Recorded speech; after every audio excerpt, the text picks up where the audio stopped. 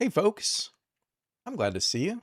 Welcome to another Friday Stargate hangout here at Gate World. Off last week, I'm really excited to be back and to have a chance to talk about Stargate with you all who's here in the chat. Welcome, everybody. Good to see you.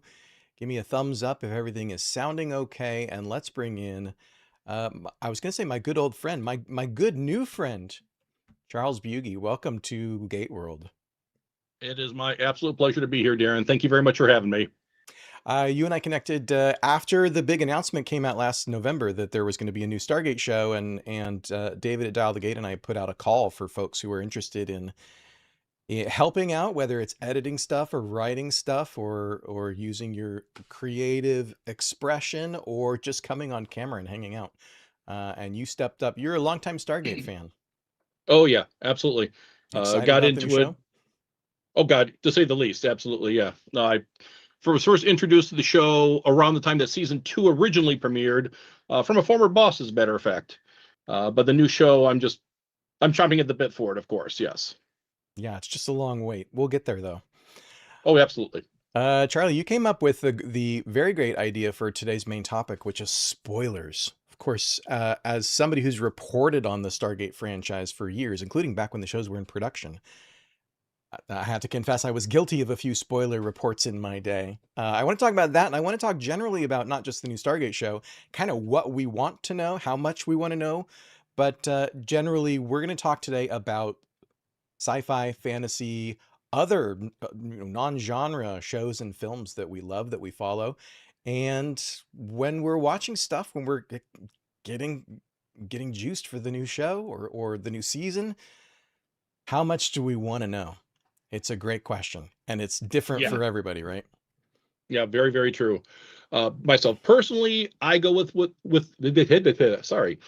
I go with the mentality that when something new is being released, I'd like to see the initial trailer, and that's pretty much it. After that, I really want to kind of go into a communication blackout.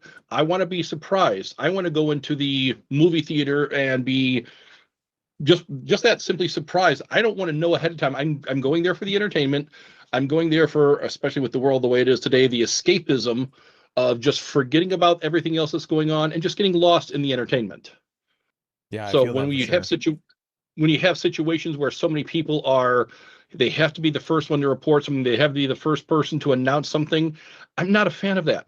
I want to be surprised. And in this world, be it news, be it social media, Facebook, Insta, whatever, it's almost impossible to avoid those It's types of almost things. impossible, isn't it?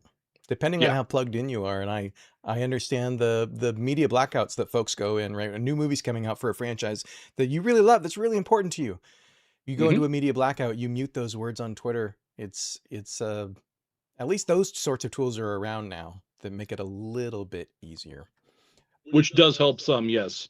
It's still 9 times out of 10 a losing battle.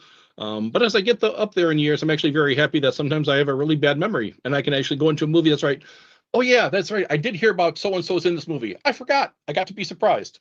So age does help there. Ladies and gentlemen, there are advantages to getting older. Let me tell you, Yeah, I've enjoyed movies and realized at the end of it, you know what? I saw this 8 or 10 years ago, and I completely forgot the plot.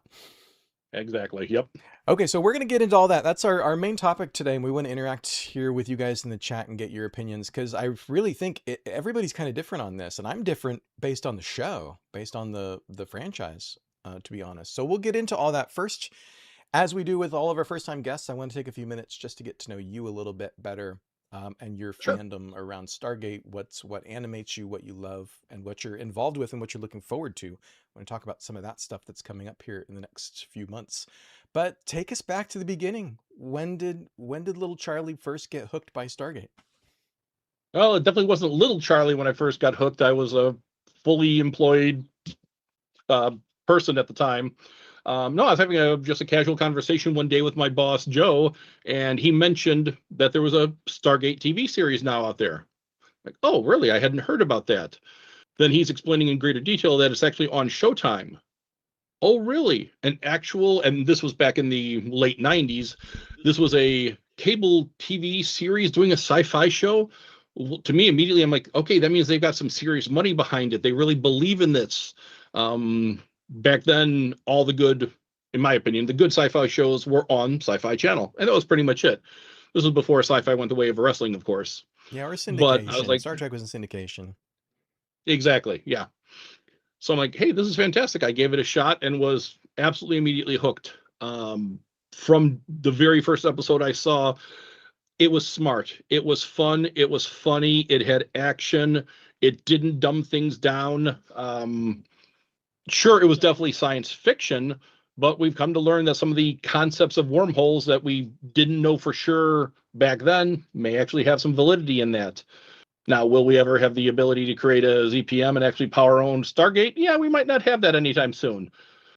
But it's fun to think about it. It's fun to do the what ifs. And it's That's one of based my on, favorite yeah, things about real these. world physics. Zero Exactly. point Yes. energy, that sort of thing.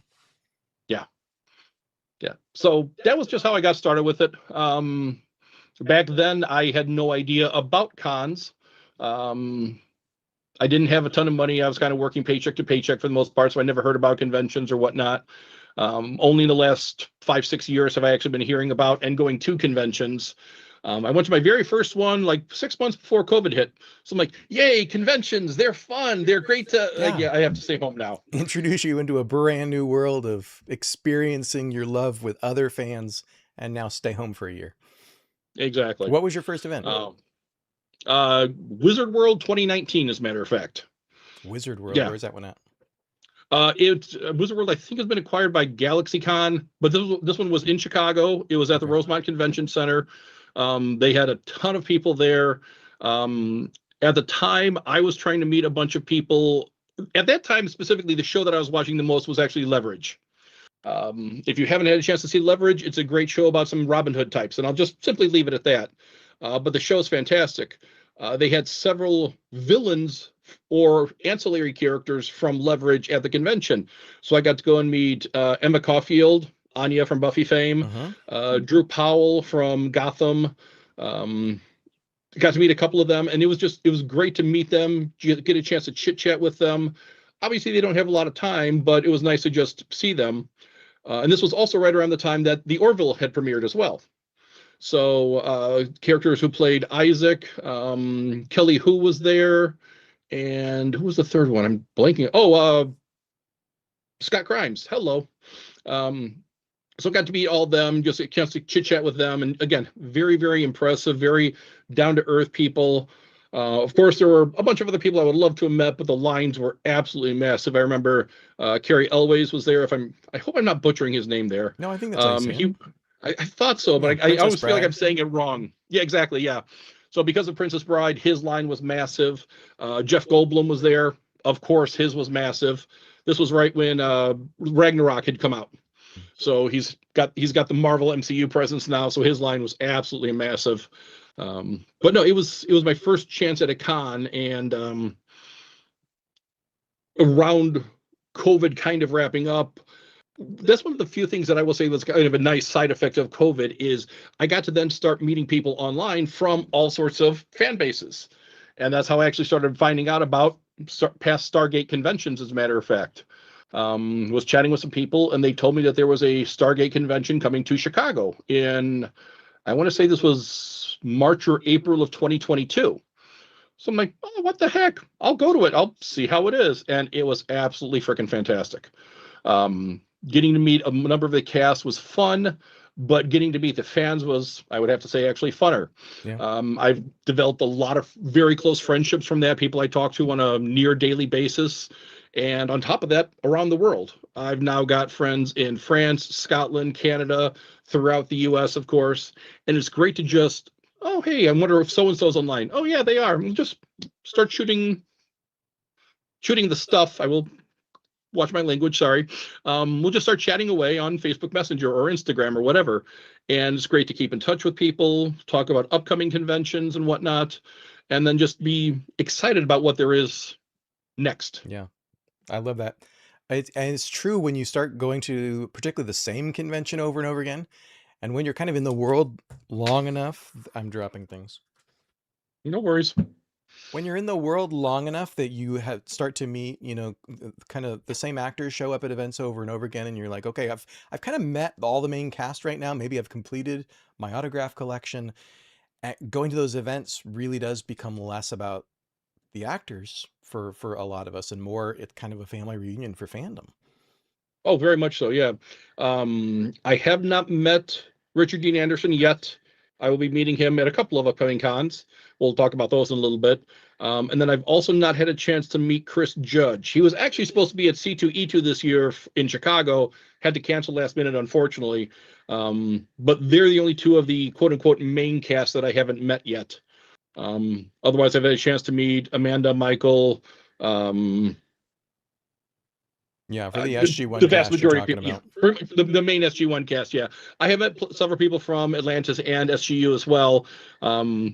Just trying to kind of go through and make sure I at least try and meet everybody once if I can. I gotta say, Terrell is probably one of my favorites. She is absolutely hilarious. She's very Uh, entertaining at conventions. oh my God, She's yes, got her, yeah, her stage yeah. panel shtick It down.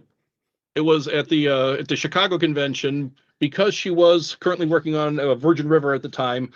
She was not able to make contact with fans, and so for doing the photo ops, they have to have a little plexiglass between everybody, which I get and I respect. And she had to do that for her contract. I totally understand that.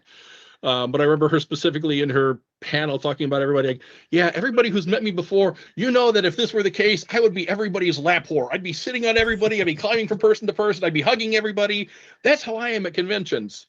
So 5, 6 months later, when I was able to go up to Vancouver for GateCon, she was there again, and I actually asked her if she would autograph one of the photos as one of her favorite lap whores, and she did. And it's a treasured autograph I have in one of my other rooms. And she's tons and tons of fun. That woman has no end to her energy for as tiny as she is. Yeah. Yeah, Yeah. and you can tell she's working hard when Oh, she's absolutely. at those events for sure. Oh Yeah, yeah. Rick Yeah. is also on my bucket list. Hopefully Okay. I get to go on the cruise and meet him because he's, I think, the only main cast member from at least from SG1 in Atlantis that I haven't met. Cool. Okay. Yeah, Okay, no, so I've never heard anything but great things about him, so yeah, I'm yeah. looking forward to it. A friend of mine, and I will give Jessica props here. She did get me his autograph, so at least I do have that. I just haven't had a chance to meet him yet myself. So, Good. Jessica, thanks for that, dear. I really appreciate it. Thank you, Jessica. I have the Yes. collection of Stargate trading cards with an autograph Oh, from nice. I've RDA, seen but those that's, online. Cool. yeah, I don't have a personalized, not on a photo, just on his card. Yeah. Okay, so right, these questions are meant to help us get to know you and get to know, okay, what kind of Stargate fan is this guy? Favorite show? Is it based on what we talked about so far? Is it safe to say you're kind of more of an SG1 guy?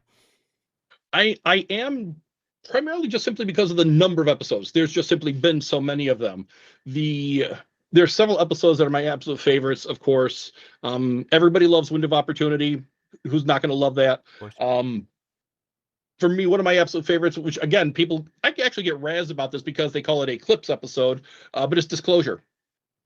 That's fascinating. When I have not Yeah, heard anybody name Disclosure yeah, as their yeah, favorite because episode. to me, it's got the best scene ever when Thor shuts down Kinsey, Supreme Commander. It's just like, how can you not love the Greys like that? I mean, it's absolutely brilliant. Perfect Thor. Um, but Thor Peak beaming Thor. in and the rest of the ambassadors reacting to him all of a sudden being there, and Hammond just like, hey Thor, how's it going? Basically, it just the casualness was And so it's, yeah, so well played. the narrative is so important, right? This is Oh I yeah, haven't written the article or made the video yet, but it's on my list to do how well Stargate did clip shows over the years. thank Because you you. know, I grew up in Yes. my generation, we're watching Family Ties, and the Keatons are sitting on their couch just bantering with these long clips, and it's kind of, yeah, you really should tune out. Nothing's happening this week. We're just reusing old footage to Yep. fill a half an hour. And with Stargate, these episodes are, by and large, they're important. They're advancing the Oh plot. God, And with yes. Disclosure, it was kind of in season 6, right? This is a kind of fundamental pivot toward, right, away from US military secrecy, and now the Russians are in on it because they found a Stargate in the ocean, and we kind of have to work with them begrudgingly. Now moving toward the Stargate program has at least international participation, and we're going to move toward the IOA and toward the Yep. Atlantis expedition, of course, not Yep. much more than a year later, being an international undertaking. Oh, very much so. Yeah.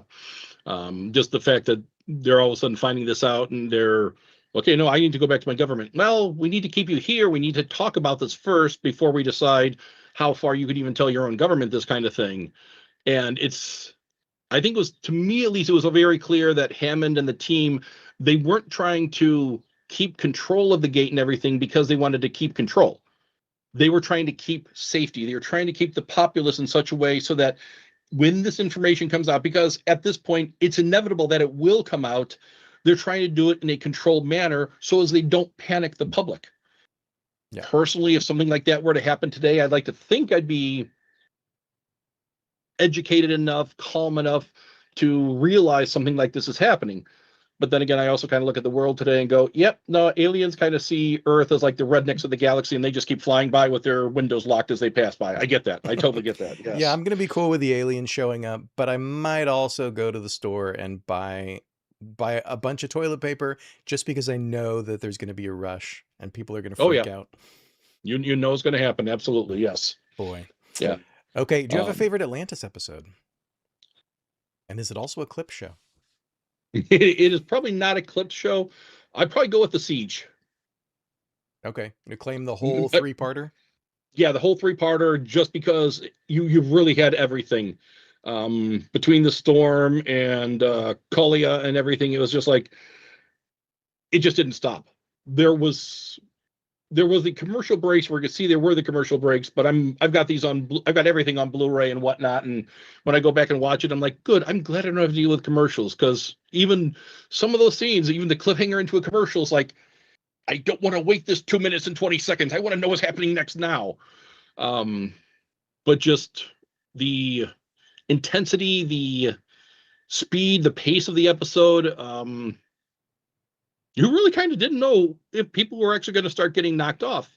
And when Yeah. Atlantis was coming out, that was when you had a lot of the TV shows like Buffy and the all of Joss's shows where nobody's really safe. All of a sudden, somebody was just dead like that, and you had no idea that it was coming. And it's just okay, yeah. Yeah, with a basic cable show, end of one season, start of the next. That's, you know, if they're Oh going to yeah, write somebody out, that's most likely going to be the case. So there's real and stakes with the Siege. and that right there to our ongoing overall overarching topic of spoilers. Yeah, somebody spoiled Sunday for me. I was not a happy camper having Sunday spoiled for me, because Sunday was an absolute kick in the gut, of course. So yeah, I would rather go in, Yeah. not be surprised, and have that emotional wrench that I may be the only one saying that. Other people may disagree with me, like it was no big deal, but no. Uh, what happened to him was absolutely something else, and I think how a they lot of brought him people back are, was yeah, a lot of people are on amazing. board with you. Heroes is, of course, the same thing on the SG1 side. I knew what was Oh coming in God. Heroes because, right, I was covering the show on Gate World. We were getting some advanced access through casting sides and that sort of thing, which we'll talk about later. But Mhm. I knew going in that somebody was being written off, specifically what was going to happen, who was being killed off. But I decided not to tell my wife, who was sitting on the Oh couch really? next to Okay. me, Okay. because right, this was you know, it's the writer's story, and they should, you know, have the opportunity to tell it and get that emotional impact the way that they want to tell it. And it was very impactful on her. Completely understandable. And then when they ended up bringing her back in whatever that multi-dimensional episode is, I'm blinking on the name Yeah, ripple offhand. effect. Thank you, Ripple Effect. Yes, just to see her walk through the door. That one thankfully was not spoiled for me. I got to be completely surprised as she walked in. I'm like, oh, sweet. Okay, this is cool. I like. I can. This makes sense how they did it. Good. Yeah, but that was something Yes, else. sci-fi. Mm-hmm. Just like Yep. Kowalski coming back in Point of View. Yep. Exactly. Exactly. Okay, the Siege. That's great. Yeah. That's yeah, and you're right. From the mid-season two-parter, The Storm in the Eye with Kolya, there's Atlantis was kind of lightly serialized in some interesting ways through the back half of the season, right? There's Mm-hmm. Defiant One, I think, is when they discovered the ancient weapon platform that ends up being Okay. used in the Siege Part Yep. 1. Yeah. And then right there's a Wraith Dart shows up a few episodes later flying over the city. Yeah. All these little bits and pieces come together and are Yeah. laying the track for the Siege. Yeah. I definitely. I'm doing an SG1 rewatch right now. I need to I'm debating if I want to, because I'm only in like season 2 of SG1 rewatch right now. I'm debating if I want to start doing like per episode and actually jump between the series, or if I just want to do an entire series and then come back. I keep going back and forth. I'll figure that out when it gets closer to that time. But uh, I'm definitely, I'm definitely rusty on my Atlantis and SGU. I wish I'd watched them more prior to this, unfortunately. Yeah. So yeah. Well, for Stargate Universe, do you have a favorite episode? Does anything stick out enough in your mind that you could name it? To be perfectly honest, no. What I did like, Well, I it's a did find it serialized amusing. show. It's Yeah, it's I tough did to kind find of it pull out amusing. one story. Yeah, I loved a lot of people who were referring to it as a Stargate Voyager. I thought that was entertaining. Um, but I liked the fact that they were having to deal with such minimal resources. Everything was at an absolute premium. There was no level of privacy really for anybody. Um, Even the basics of water was tough for them. The finale was amazing. I hope they somehow tie that back in one time down the road. Having had the chance to meet David and talk to David and Alana Hoffman, and who else have I met from SGU? I they're it seems to me they'd be more than happy to come back, but the way they ended it, they could bring them back kind of whenever. So if we ever hear from Destiny again, that would be great. But the whole dark overtones, the whole premise of that was so non-Stargate that I liked them. Like, okay, they're taking a risk here, and I think that was part of what probably hurt them in the ratings and why the show didn't keep going on. Do I know that for sure? No, that's just my personal guess. But I like the fact that they did take that risk. They Yeah, did go they for took a it. big swing to do something different. Exactly. For sure. Yeah, and to me it was a hit. I enjoyed the show. I watched every show diligently. As soon as the Blu-rays were available, I had them, of course. But yeah, it's just there could have been they could have done so much more with that if they'd been given the time. Okay, favorite characters from each show? Um, I was going to make predictions, but now I'm not so sure. yeah, no, I definitely think I'm kind of all over the place a lot of the times. I would definitely have to go with Ergo, the late great Okay. Dom DeLuise. You can't go wrong with him no matter what. I've never seen him in anything I didn't absolutely love, and his one-off was absolutely amazing. Um, I really felt bad for, but still had a hard time liking Michael on Atlantis, though. Mm. I understood where he got the short end of the stick. There's no question about it, and everyone was he got screwed over in my personal opinion, and his anger and his subsequent actions. I understand them, but it's a little bit too much. He definitely went a little far, but then again, he was a wraith, so I mean, what you're going to do? Shows how well the character was written, right? That he was Oh yeah, clearly an antagonist, and they also made us sympathize with him. absolutely, and that's one of He those got the things shaft too. for sure. Yeah, and that's one of those things too. Across any show, it took me a long time to realize this. For the longest time, if there was a character I didn't like the actor. For example, I didn't watch Leverage for the longest time because I didn't like Gina Bellman's character that she did in an old BBC show called Coupling, where she played this character Jane, and she was kind of basically nuts. But because I didn't like that, I didn't like her, so I didn't watch this show. And then once I finally did go ahead and watch an episode of Leverage, which it turns out actually I watched it by accident. It was an episode of Leverage where Gina was actually on maternity leave and Jerry Ryan had stepped into her role, at least her position on the team. Then I'm like, wow, this show's really good. What is this? This is Leverage. Now I have to go That back and show you watch it. decided Great. not to watch, yeah. Yeah. So okay, I got to go back and watch it. Then from the first episode on, I'm like, well, oh, this is really, really good. Because coincidentally, the pilot episode of Leverage was actually shot right here in Chicago. So I'm seeing all the landmarks. And as coincidence had it, a buddy of mine had a very minor role as an FBI agent on there. I'm like, hey, that's Kurt. Nice. What are you doing there? This is really cool. So then I got hooked on that. But I've now come very much 180 on that, and I'm realizing that any character that I'm disliking, I'm having 100 times more respect for the actor because they're having to play somebody that despicable, unlikable, mean, whatever, because that's the character's point. That's the character's purpose. The more the actor has done to get us to dislike them, the better the job the actor has done with that. It's true. And now that I've come whole 180 degrees on that, I'm realizing that's a whole different story now.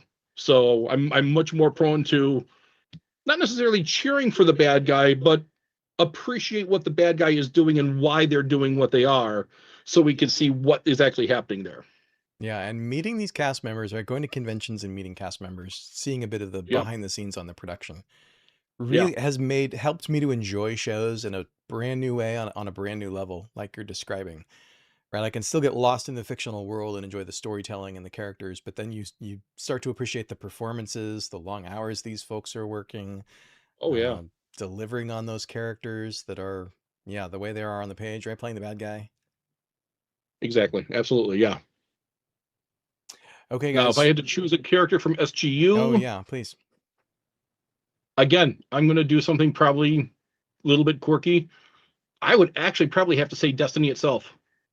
Okay. I think There's that's no fair. doubt in my Destiny is there's no absolutely a doubt in my character. mind that Destiny was a big part of it, because Destiny's getting you from point A to point B, but has to do these dives into the sun to recharge. And they're like, what are we doing? Is this a kamikaze run? Is this it for us? No, I just need more power. And once they understand that, good. I would not have been surprised, and I would not have been disappointed if we ended up getting some kind of an AI interface into Destiny down the road or something, or at least something very basic where they could actually communicate with the ship a bit more to understand more of the overall purpose of Destiny's seeding of planets, and if there's actually something more involved in that or not. Yeah, we got a little bit of that with Mm-hmm. after Rush discovered the bridge, right? The Yep. projections, evidently projections into Rush's head of his late wife, of Dr. Franklin, who's the guy who disappeared in the chair in season one. Those, I think they were laying the groundwork Wow, I for the forgot about that. idea that those were Destiny itself Hmm. manifesting, communicating with Okay. Rush. I feel like that's where they were going. I don't know. What about you guys in the chat? What do you think about Destiny as a character? When we got to season 2 and we had, you know, Destiny giving TJ this experience after the loss of her child, giving her this hope, right? The episode that ends with her seeing the nebula, giving her this hope to help her continue on. Trial and error, the same thing with Colonel Young, putting him through this sort of time loop rigmarole where he can't save the ship from destruction. He has to, he has to hit bottom to realize that he can come back up out of this. Those are the episodes I think of that are absolutely establishing Destiny as a character. I think the ship has an artificial consciousness. Yeah. No, absolutely. Yeah. One person's commenting in there. Daniel is saying Destiny is amazing. David is commenting that love the concept of Destiny. The siege ships were always so interesting as well. Yeah. Yeah, for sure. You guys are good people for hanging out here with us live on a Friday talking Stargate. We've got some things coming up. So you've caught the convention bug, and then COVID came along and kind of nipped it for a while.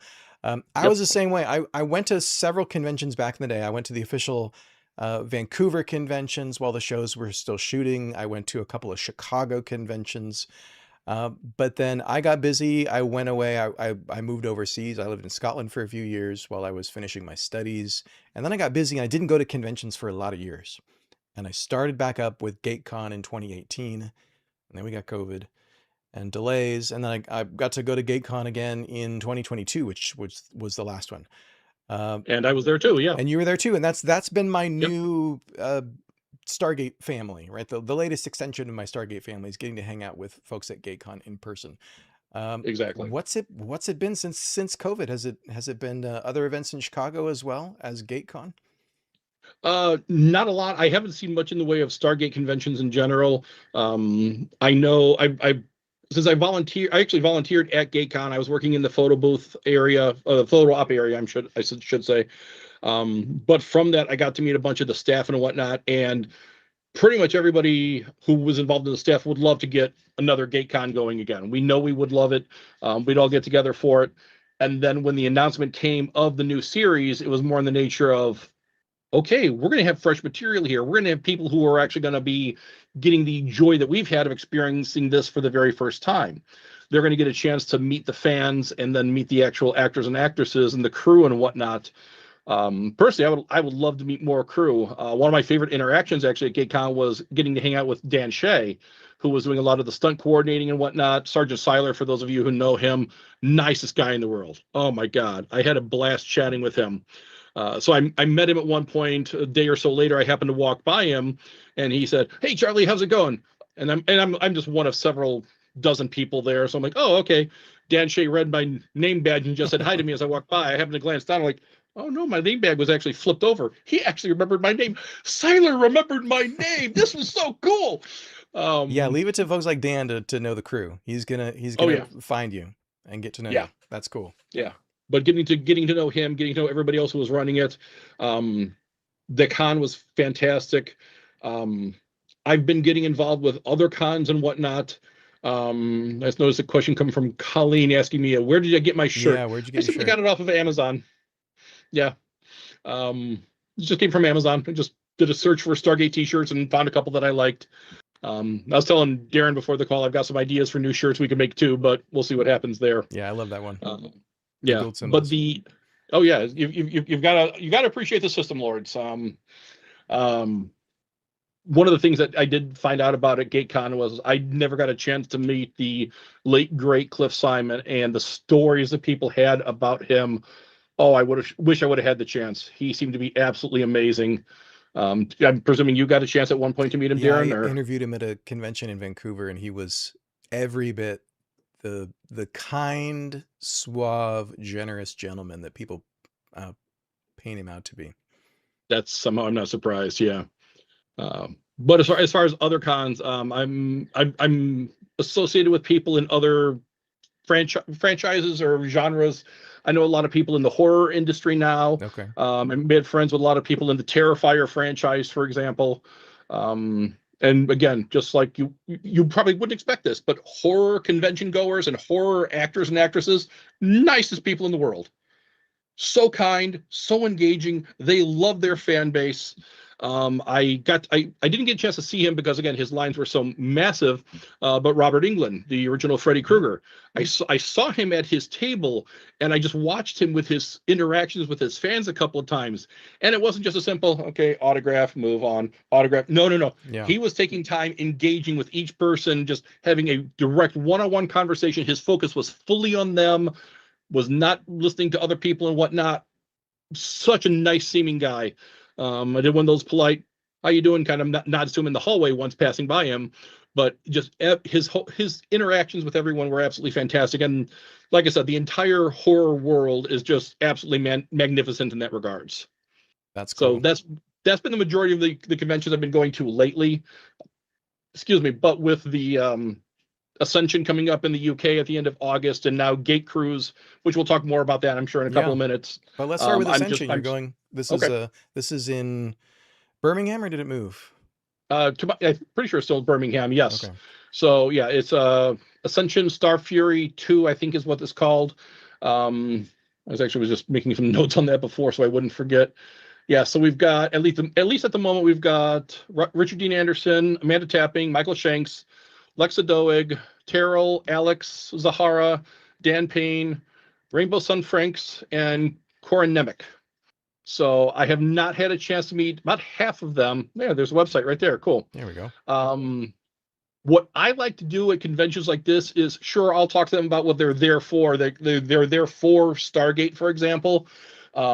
But for me, especially Lexa, I want to actually have a chat with her because she was on. Sorry to say this, Stargate. Stargate's my number two favorite TV show. My number one all-time favorite TV show is Eureka. Oh, oh, I Eureka. I, I love Eureka. Absolutely, watch it at the drop of a hat. I'm I avidly thought you were going to collecting say autographs. Andromeda. I did like Andromeda too, but again, you've gotten this impression by now. I'm weird. I'm kind of all over the place. But for example, like we got Michael Shanks was on Andromeda, Lexa was, Terrell was. There's been Colin Major Davis. Why am I blinking on Colin his name? Cunningham. Thank you, Colin Cunningham. He was on Eureka. So I got the chance to meet him at GateCon in 2022. I enjoyed getting a chance to meet all the people who were in the Stargate world who have come over. Now, Yeah. of course, everything's being filmed in Vancouver. Everybody's all in the same place. Sure, I get it. But yeah, agreed. Ocean Stars, Eureka, brilliant show. It was fun. It was clever. It was heartfelt. But Lex is going to be at the Stargate convention talking to everybody about Stargate. And then I'll walk up to her and ask her a question about Eureka. I did this to Kirsten Nelson, who played the police chief on Psych. I went to a convention in Oklahoma City and got a chance to meet her. And everybody in front of her was asking her about Psych and Psych and Psych. And I walk up to her and I asked her, like, well, yeah, no, Psych's a great show. I had no problem with it. I enjoyed it and everything. But I want to talk to you about the one time you were a villain on Warehouse 13. Oh my God, I forgot about that. Yeah, and they light up, right? Exactly. As long as you don't pick a project where they had a bad experience, Yep. my experience is that actors will usually light right up when you ask them something a little bit off the beaten path. They're here And for a Stargate convention. They spend 3 days talking about Stargate, and then you ask them about a bit part they had on a Warehouse 13 or something else. Yep. Yeah, I love throwing that little curveball at it. I got a chance to talk to Sage, who played one of the officers on Psych, and for one of the episodes of Psych, he actually got he had a mailbox explode in front of him, sending him backwards into a pool. And his stunt double for that was actually Dan Payne. And I had heard the story from Dan Payne that he actually almost hurt himself really bad on that stunt because they changed the shape of the mailbox right before the stunt. So the explosion went off differently. And then he got burned during the explosion in the throw, and he landed in the pool and whatnot. So if you're going to the Ascension event, get a chance to sit down with Dan Payne and Alex Zahara. They normally pair up for stuff. Those guys are absolutely hilarious. If you get a chance to talk with them, highly recommend it. They are an absolute stitch. You will hurt your side from laughing so hard. But they both got just amazing stories. Alex, with everything he's done, from playing the Native American spirits to 1969 to whatever other episodes he's been in. I know Alex did several SG-1 episodes as well too. But Ascension, aliens, Unas. Yep. Oh yeah, Chaka. He was one of the first Chakas too. I forgot about that. That's right. Yeah. Alex wasn't. Alex was Iron Shirt in Beast of Burden, one of the sort of lesser known. I thought he was Chaka in one episode early on, but then he got replaced. No, regardless, there's a couple Chaka episode actors. It's Dion Johnstone originated the role, and then Patrick Curry took it on. I know better than to argue with you about this. You know this way better than I do. No, but for sure, any of those, Rubber Mask aliens, Alex is definitely going to be around. Oh yeah, and he's the nicest. He and Dan, they're both the nicest guys in the world. You get a chance to stop by their table at the convention, they will not disappoint. I promise you that. For sure. But Corin, Rainbow, and Lexa, I have not, and RDA, of course, I've not had the chance to actually meet yet. Following them on all their socials and everything where I can, but I'm looking forward to meeting them too, to kind of fill out the group of everybody who's going to be there as well too. But yeah, I'm actually going to be taking that trip, and actually not just going for the convention. I'm making it into like a 2-week vacation, and I'm actually planning on heading with some friends up into Scotland to do a castles tour after the convention. Perfect. Oh yeah. It's the idea that we're going to be walking around and checking out castles that were built and destroyed before the United States even existed. Oh yeah. And the sheer thought of that just blows my mind, and I'm absolutely looking forward to that trip. That's going to be so much fun. Yeah, I lived in Aberdeen for 3 years, and that was... Oh, really? Imagine trying to decide what to do with your little kids on a Saturday. And it's like, well, let's go, pack a lunch and go out to Dunnottar. If you make it that far north, you've got to go to Dunnottar and just have a picnic lunch in the ruins of this ancient... Oh, fantastic. Yeah, nice. That sounds fantastic. Yeah. Gorgeous. That's really cool. Okay, so that's great. You're going to get to spend a couple weeks in the UK and do Star Fury Ascension and see some of the countryside, see some castles. Yep. And then in January, something else very big is coming up. Jeff Sons and Shadows in the chat has already asked if you're going to go to Gate Cruise. Yep. Yeah, I'm already set for Gate Cruise. Oh yeah, absolutely. I'm looking forward to it. I've actually been working with the Vacationeer, I think is the name of the company who's Yeah. doing all the stuff for it. They have been absolutely amazing. Caitlin, if you're watching, you have been a fantastic help with getting all this set up for me, at least. So if you're looking to get information from somebody on this, Caitlin, you're absolutely fantastic. Thank you again for everything. No, I'm going to have the actual entire cruise fully paid off just with installments and everything before I even leave for the UK. So it's going to be completely paid off. I'll Nice. be able to just head to Miami, get on the boat, and just enjoy. I'm a little nervous. This is my first cruise. I've never done one before, just never had the chance really. So I'm a little concerned about like seasickness and whatnot. But Okay. we'll get that hurdle when we come to it. But Yeah, I've no, done we've one got cruise, and the advice I got was if you haven't booked your room yet, which you probably have, the rooms in oh the yeah. center of the ship have less motion. Oh, okay, good to know. I'll double check that then. No, that's a good call. Thank you for that. Yeah. But yeah, no, looking forward to Gate Cruise. So for Gate Cruise, we got Richard and Amanda and Michael again. Rachel Luttrell is going to be there. Paul McGillen, Jewel. I can never pronounce Jewel's last name correctly. Dual state? Um, thank you. Yeah, I always think it's that, but then I hear other people say it other ways, and I never know if I'm saying it correctly. But then Tori Higginson and Joe Flanagan. So Tori, Jewel, and well, by that point I'll have met RDA. So Tori and Jewel are the only ones I'm not have met by that point. Rachel was in the Chicago convention I went to. Paul I've met a couple of times now. That guy is a freaking riot. Oh my God. Yeah. Him playing around with everybody else is so much fun. But again, Jewel, I'm planning on doing the exact same kind of thing. She did an episode of Warehouse 13 as well. I'm going to want to ask her about that actually. So no, it looks like it's going to be a fantastic time. Again, first cruise. I'm looking forward to that as That's well. very cool. One of the things that's interesting for the cruise is a couple of us there's a dedicated Facebook group for the cruise, and a couple of us have already been talking about getting together for the Stargate role-playing Ooh. game. A little So onboard RPG action? exactly, yeah, That would yeah. be a I've blast. I've been jonesing to find anybody to play this with. Most of my RPG friends, they're all traditional either D&D or Star Wars when it comes to that kind of thing. But hopefully we can get some Stargate gamers out together for it. I'll bring some of my cheaper plastic dice that I can go ahead and probably get through the TSA. Oh, yes, very Yeah, I nice. got Yeah. mine here too. I've never Yep. played it with anybody. Yeah. Most of No, it has been my it's kids just pulling it off my shelf and thumbing through it and strategizing how we might do a campaign, but it hasn't happened yet. yeah. I've got the RPG books from the previous series. There was like 5 books for it. Was it TSR that did that one? I don't remember. The old RPG was Alderac, and those are really hard to find. Alderac, okay. Yeah, I got lucky. I actually happened to stumble across them on eBay, and I got Nice. all 5 at once. I'm like, okay, There sweet. you go. Yeah, I'd love to Um, get those. yeah, but when I got those, I had actually started to put together an idea for a campaign, and I still have the notes for it around. I'm hoping that book. I'm hoping that the campaign that I've put together, if nobody else wants to run something, I'll at least try and do a one-off. I mean, I think it'd be a lot of fun. There's been 3, 4, 5 people who've expressed interest in the group. Why not? Good.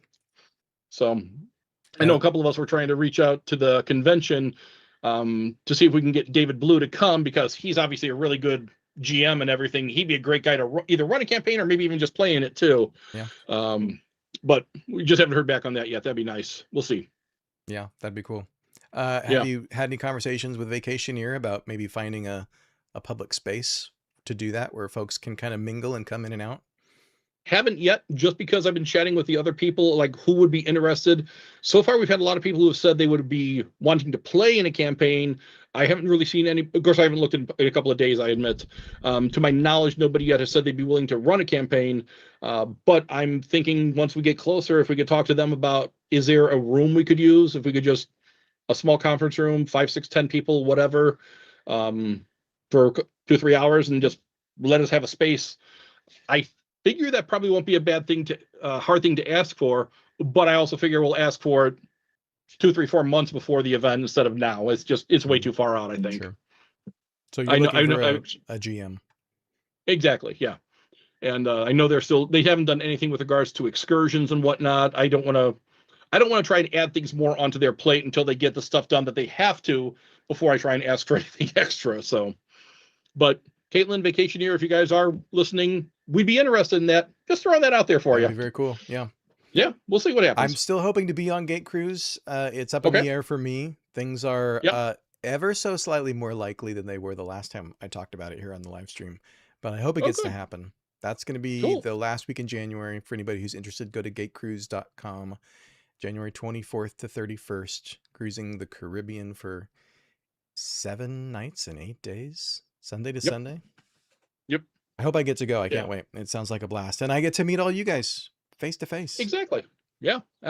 I do a lot of these things as well for my job. So I always tell people whenever I'm at cybersecurity is what I do. I always tell people when I'm at these different conferences, hey, if you see me in real life, please go up, say hi. Would love to hear from you. As I'm seeing this in chat, and I was actually just about to mention this anyway, I'm probably going to see if I can actually head then back to the UK after the cruise for Follow the Yellow Gate Road with Mama Knox. I wanted to go this past year, the last one that they did. I just couldn't swing it with work and everything. I'm traveling a bit more for work, and I'm traveling a bit more on my own. I just wasn't able to swing it. But next year, I'm really hoping to get out there for that, and I Very think that'd be cool. a lot of That fun. would be a blast. Yeah, Erica I herself, Mama Knox, is in chat. Follow the Yellow Gate Road next year is going to be in the UK April 17th and 18th. Yeah. Another one to look I know forward to. she's been teasing that she's going to have a really good headliner for us this year. It'd be cool to find out when we actually get to know that. Yeah. We're waiting, Mama But Knox. We're waiting for the announcements. regardless, like I said, I've got friends in the UK now. I can go for that for a couple of days and then see them. And who knows, maybe do another jaunt up to more Castles tours or something. We'll see. Good, yeah. Yeah. But no, the cruise looks like it's going to be fantastic, and I'm really looking forward to that. Yeah. Guys, what about you in the chat? Have you been to a Stargate or other sci-fi fantasy fandom convention lately where you had a good experience? Hopefully good experiences. Yeah, agreed on that. Yeah. Oh, good. We got Hellcats in for a one-off session for the RPG. Yes, Dan Ben, I understand the role-playing books are not canon. I get it. It's the Phoenix site. It's not official. Fine. Okay, we get that. Yep, it's still fun. It's exactly. It's a lot of fun. But yeah, no, that's great. We have interest on that. That makes me very, very happy. So yeah. Yeah, and Ocean Stars, but keep an eye on the horizon. Helps with seasickness. okay. Good advice. Good advice. I will take any advice possible for seasickness avoidance. Please, absolutely. Yeah.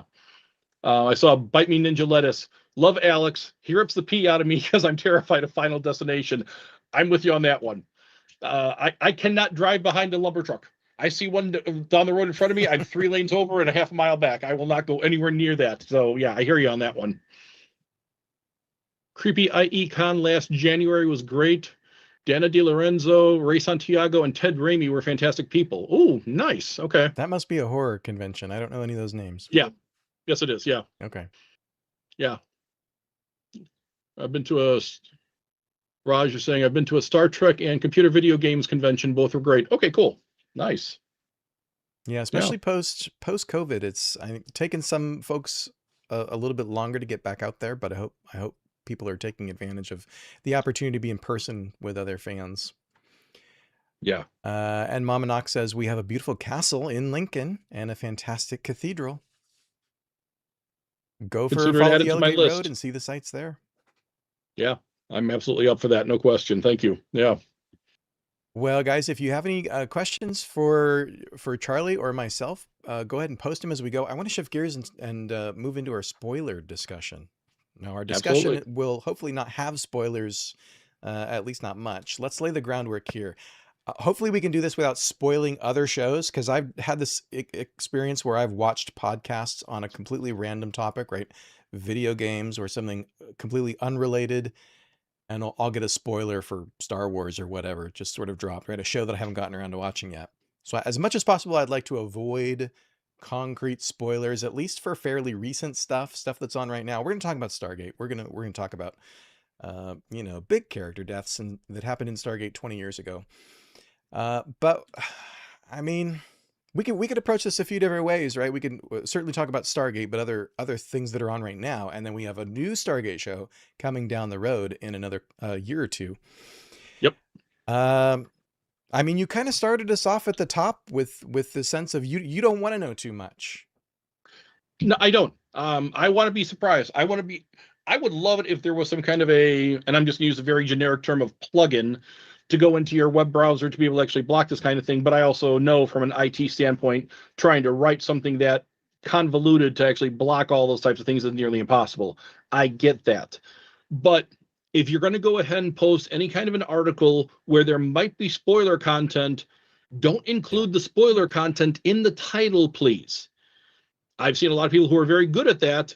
Such and such Yes. spoiler is going to be killed off in that episode. Okay, that's fine. You've redacted the name, you've hidden it from us. That's good. That's great in my opinion. But I'd rather not have this just that spoiled for me. We're Honor. looking at you, Variety. This happened to Yeah, me just recently. I don't remember what it oh was. I don't remember what the show was, but I think it was a character death yeah. for a show that I'm Um, planning to watch at some point in the next few months. Right there in the headline. yeah. And that's A somebody friend of not even trying. a friend of mine, and actually you probably met Honor. She was a volunteer coordinator at GateCon. She complains to me rather religiously that she doesn't always get to watch Outlander, the new episodes, before people start blowing up Facebook feeds with spoilers and whatnot. Like it'll come out at midnight, It'll drop at but she midnight, won't right? be. Yeah, and she won't be able to see it till after work the next day, and she needs to just completely stay off her phone so she doesn't get stuff spoiled for her. I agree with you. From a I ethical standpoint is a little too strong of a term, but from a you should be nice standpoint, Yeah, be I a would good think with any citizen. kind of TV, there's certain mentalities like a TV show. Give it at least 3 days. Give people a sporting chance to watch it.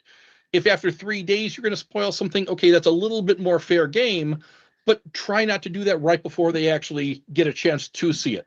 Not as it's being spoiled, you're going ahead on Instagram and live streaming whatever the spoiler was. That's not nice. People don't always have that kind of freedom to jump in and watch something the second it drops. Movies, kind of the same premise. Give it at least a week, 2 weeks after the movie comes out before you guys start putting spoilers Yeah. out there. Let people, not everybody can get opening night, opening weekend to a theater just because of lives or sickness or kids or errands or work or whatever. Especially in the There's streaming era, right? Because exactly. people work, I mean, streaming gives us the freedom to work our favorite shows into our routine. And maybe Yep. if a new Star Trek episode drops at midnight on a Thursday, or actually I think they do like 9 p.m. or something. Um, I live in the Pacific time zone. I have the ability to stay up a little bit later and watch it right away if I wanted to. But you know what? Maybe I live on the East Coast and I'm not going to watch it at midnight because I got to work the next day. Yep. And the family and I are going to sit down the next day, which is technically the day that it drops, and they're going to Yep. watch it same day, or we're going to save it for Saturday night because that's when our family can all get together. Exactly. Exactly. Yeah. There's no reason to just, as the word itself says, there's no reason to spoil it for others. Give people a chance. There's no reason that you need to. I understand people like to be the ones to get the word out there first. Everyone likes to be first. Nobody likes to be last. That's just human nature, and I understand that. But there's also respect for others. There's also just simple politeness, in my opinion. And if anyone in the chat feels free to disagree with me like that, please feel free to roast me, whatever you want to say. That's my personal opinion on the matter. I My current job is nowhere near as stressful as my previous jobs used to be. My previous jobs, I would come home, I would be exhausted at the end of the day, and I want to just sit down and relax and watch something. I don't always have that freedom to be able to watch it uninterrupted because even then I've got people at work who are casually talking about whatever. They're spoiling it for me inadvertently because they figure, oh yeah, well, Charlie, you're a geek. You went ahead and watched the new Star Wars, the new Star Trek, or whatever as soon as it dropped. No, it was 4 o'clock in the morning. I was asleep like a normal person, unless my job had me up for whatever reason. But that's a whole other story. But there's no reason why we can't just wait. Be patient. So Yeah, that's my that's I my opinion appreciate on the that. subject. I Yeah, appreciate that very much. Now, of course, we yeah, want folks to be excited. We want folks to go online and talk about the show and right, be a part of the fan community, sure. especially at Gate World. Gate World started in 1999, and the forum was one of the first sort of big big things that Gate World I think was known for circa 2000 2002 was when Gate World Forum started taking off. It was a place where we could go on Friday nights as soon as the episode was over, or in some cases while the episode was still on, and chat with folks in real time about what it was that we were watching. Now, Gate World has also done its share of spoiler coverage over the years. Let's see. I'm gonna lead this part of the discussion Please. with Ryan Lehman 2970, because he says nice things about me. He says, love spoilers. The ones Gate World used to do with Stargate back from like season 6 was so exciting and got me pumped for the episodes. So we did spoiler reports for Stargate back in the day, and I tried to really put guardrails around them and be very restrained. First of all, no plot details are going in titles that are going up in search engines and news sites, for crying out loud, variety. Yeah.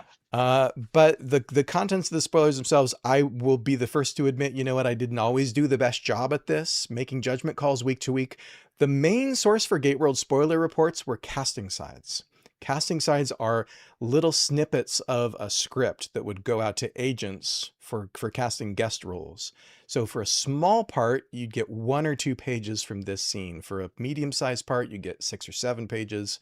For a bigger guest starring role, you might get as many as 10, 12, 15 pages in casting sides that are kind of scattered throughout the whole episode, right? This is what they want actors to come and perform when they're in the casting room. And so what we got week to week was little snippets. And it was honestly, for me, it was a lot of fun because it was like a little puzzle. It was like a little mystery, trying to figure out what was going on in the episode when you have pages 1, 2, 6, 7, 9, 13, 28, and trying to figure out what was going on in the episode and then write something coherent. So we weren't the only site doing it, but the line that I eventually drew was, you know what? If we figure out something that seems to be like a major twist, we're not going to blow it. If we have something that is from the last act of the episode, from, Act 4 or Act 5, it's off limits. We're going to write the teaser in such a way that it's sort of an extent. It's kind of like a trailer. It's setting up the episode. What's the premise? What's the crisis? And then sort of leaving it off with that ... tune in. Exactly. And it's meant to build hype. Now we were a fan site doing that, right? We weren't the studio or the network cutting trailers. So it was, or variety. the responsibility was entirely on us. And those spots where I'm sure we irritated the show's writers and producers a time or two, we were, guilty of that as well. Yeah. But you were also doing it because it was a way for you to go ahead and A, do a little bit of speculation, B, help garner more interest in the show, help build more viewership and whatnot. You weren't putting stuff out there just to put stuff out there, just to be the first. Like, oh, well, we might be having maybe having a replicator character this upcoming episode, or we might be having oh my gosh, the Asgard are back. How are the Asgard back? Then you get people to go and speculate. Oh, maybe the Asgard, maybe there was a planet that didn't go through everything that happened with the Asgard at the end of the season 10 for SG-1. Then you get to have the fun of the speculation. You get the fun of the guessing and whatnot. That's fun when you don't know. Because, right, again, when you have pieces of a script, not the entire script, it's fun to speculate. So and to me, I'll give you an example. To be able to actually just chat with friends, then go, oh, well, what do you think is going to happen here? I think it's this. No, I think it's this. Then you have those fun conversations. Sorry to cut you off there. Go ahead, please. And they're usually pretty close to the premiere of the episode. They're usually within a few weeks. I mean, obviously, casting sides go out and they have to cast and shoot and edit. So an example of something that Gate World did not blow that I knew was that I didn't know how Daniel was leaving the show in Meridian towards the end of season 5. I didn't have confirmation at the time, right? None of us knew that Michael was leaving SG-1 until Brad went on stage at a convention and announced that Michael was not coming back for season 6. But I had script pages from Revelation, the episode after Meridian, where Carter tells Osiris that Daniel's dead. And I'm trying to make sense of it, trying to make sense of the fact that Daniel's not in this episode, the season finale. And that's one that we kept close to the vest. That's one that I did not spoil. Oh wow. Yeah, no, I have a hard time sitting on that too. I'm not going to lie. That's juicy information. Um, but I'd much rather. Again, I just want to be surprised. I have so much stuff that I don't have control over that I have to deal with for work, whether it's fixing a server, getting a website back up, or whatever. That is just it takes time to fix it. I can't unplug and be surprised very much anymore with this social media world that we have. I want to not know. But because of my job, I have a social media presence and stuff filters in just due to all of these very generically referred to as algorithms. So you never know what system is going to pop up, what ad, what related product, whatever into your feed anymore.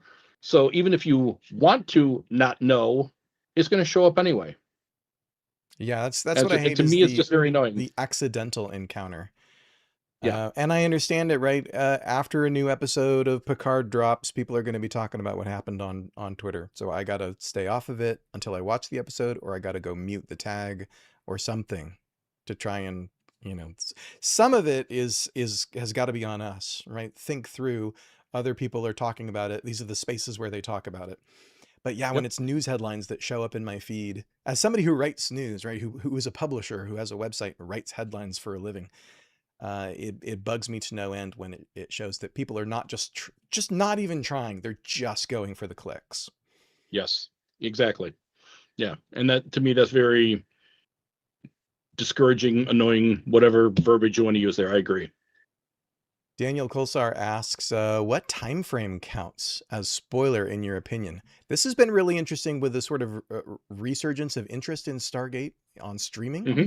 Is now we Yep. got whole new generations of fans who are watching the shows for the first time and will post a YouTube comment on one of my videos complaining about a spoiler that I dropped in a video. So I'm having to kind of readjust how I make content for new fans. But also on the other side, you got to reckon, like, isn't there a statute of limitations? Right? This episode aired 20 years ago. Yeah, I saw Daniel made a comment earlier in the chat about some people might say that Destiny is a little talking about Destiny is a little bit of a spoiler. Daniel, valid point. That is true, but SGU has been out for what 10 years now. That's a little bit beyond the to use the phrasing that Darren just used, the statute of limitations. But Darren also raises a very good point. We've gotten a lot of new fans now too. So how do we balance that? Yeah. And I'm not saying that Daniel, you're wrong in any way, shape, or form. You do have a perfectly valid point. I don't know the answer to that. To me, everything from all those series is all second nature to me now. I'm not as good with the actual specific episode titles as someone like Darren is, for example. But on the flip side, it's more in the nature of like, I just simply know this stuff. So when I do find out that a friend or someone, and this has happened several times, a friend is actually watching something that I've recommended, I'm like, okay, you're watching such and such a show. Where are you in the series? I'm at this episode. Okay. So then I stop and think to myself, like, okay, I can't talk about so and so's death. I can't talk about so and so getting married to so and so. I can't talk about this. Yeah, just be So I thoughtful. try and be exactly. I'm trying to be courteous to that person for what their consideration is, what they're watching. I want them to experience the same enjoyment and That's a great surprise point. and revelation. That's a great So point. Yeah. It's not yeah, just being a good citizen, not just being kind, but I want them to love the show the way that I love it and experience it the way that it was meant to be experienced. so funny story for me is I got probably 15 minutes into the series finale of SG1, not realizing it was a series finale. Oh, Because it really? was, as memory serves, it was, correct me if I'm wrong, it was season 10, episode 20, correct? Yeah. I was expecting a 22 episode season. Oh, yeah, because So they had I'm just thinking, shortened the oh, order from 22 to 20 in season and I 8. never knew that. So I'm in there watching it, kind of going, We got 2 more, right? yeah, I'm like, okay, well, this will be interesting. Okay, so now they're gonna have 2 episodes where they're gonna have the ship that has all this Asgard toys. This is gonna be so much fun. To why is everyone getting older? Why is oh frick? Pause the episode. Look it up on IMDb. Yep, 20 episodes. So now I got to stop and be like, okay, I have to now not just enjoy a new episode. I need to enjoy the series finale. So I took a few deep breaths. I'm like, okay, let's enjoy the hell out of Yeah, this. and I like paying attention to the pace of an episode. of a Hmm. season, especially now on Yeah. streaming, where you might get one show is 8 episodes, one's 9, one's 13, one's 6 for some weird reason. I like to kind of pay attention to where I'm at in, Yep. particularly in serialized storytelling, right? Is there one more left? Is there two more? Oh no, this is the finale. Okay, here we go. I'm locked in. I'm ready. And it really drives me nuts when I get to the end of a season or whatnot. I'm like, I'm 5 minutes away from the end of the episode. I'm like, oh, they're leading us for a cliffhanger. They're putting us right to a cliffhanger. Have you had a chance to see The Arc yet from Electric Now, Dean Devlin's production No, I haven't company? seen it yet. Okay, highly recommended. Really, really good. That was how the last season is. And we're going to the end of the episode. I'm like, oh, okay, they're leading us up right to a cliffhanger here. They didn't lead us to a cliffhanger. They led us to two different cliffhangers at two different locations in the series. I'm like, that's freaking cruel. Because now that's one. I'm wondering what's happening here. But then there's something going on here. Oh, that's just mean. Yeah, So now I'm looking for. I'm very, very curious to see where they go with this because both cliffhangers were in completely different directions too. They really weren't even related to each other. interesting. So just a lot of fun. And if you don't mind, I'm just going to throw it out there. If anyone has a chance, check out pretty much anything from Electric Now, whether it's Leverage, Librarians, The Arc. I love all those shows. Actually, that's one of the conventions I went to just over a year ago in New Orleans. They Okay, had so Electric Now is the production company. Electric Con was the name of their convention. nice. But all their properties were there and whatnot. Everybody was represented. Yeah, we watched Um, Outpost. It oh was God, a fun, kind of quirky fantasy series. and there's a great story there too. As a matter of fact, I got a chance to meet Jake Stormoen, and I'm sorry, Jake, if I'm mispronouncing your name there. He played the knight on Outpost. So I met him at Wizard World in 2019, one of my first big cons I got to go to, and they just walked up to him and was just chatting away. I haven't had a chance to see the show yet, and I apologized to him for that. And he's like, "Well, you better get on it and whatnot." But Outpost had just had their first season by that point, I think, so it had just gotten started. He didn't have a long line ever, so I got to stop back and chat with him a couple of times. Nicest guy in the world. Turns out he's also a big D&D RPG gamer too. So we were talking about that a bunch of times. Um, but it was so endearing to get to know him, get to chat with him, and then watch him grow through that series. Be like, okay, I've met this guy. I've had a chance to chat with him. He was so much fun. He was very, very enjoyable, very personable. And then years later at Electric Now, there he is as well. They got him back at the convention again. So I got to chat with him, and I mentioned that we had met back in 2019, and I kind of mentioned a couple of things that we talked about, and he seemed to have remembered me. If he didn't actually, that's perfectly fine. I'm sure he's met thousands and thousands of people. I'm fine with that. But to be able to have that kind of connection and be like, okay, him then to him now, the show as it evolved over those 4 years, and by the time I saw him the second time, yes, I had seen the entire series, and it was absolutely flipping fantastic.